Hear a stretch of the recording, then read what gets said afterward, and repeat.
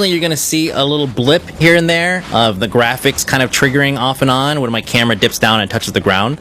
That's not unusual that I've noticed in some of the cities, but it's something that I'm sure is either it can be fixed, or if not, then just don't bury your camera into the ground and I guess we'll be okay.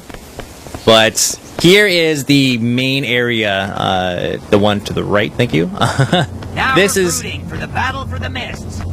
This is all of the gates are pretty much right here.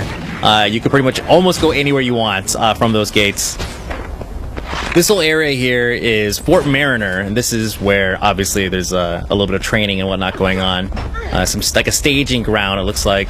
Should you ever want to siege the Eternal Battlegrounds, maybe via the gates, who knows?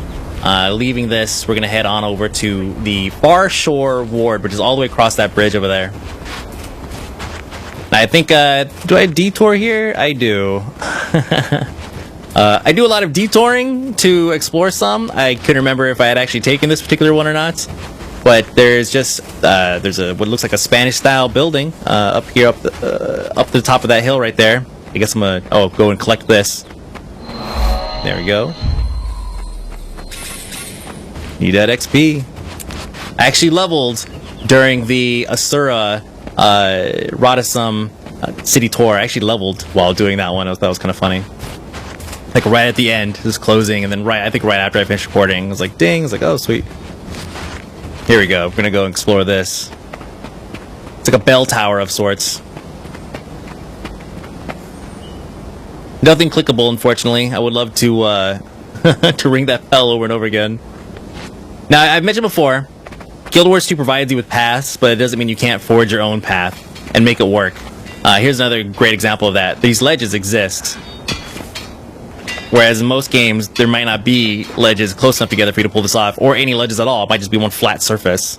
But they're there, and I managed to make that jump without taking any damage.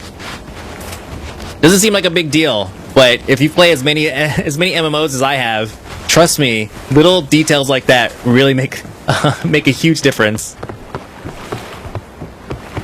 Really, really nice looking waterfall in the back, just sucking in the frames. Just suck it in. You can see the blips here every once in a while.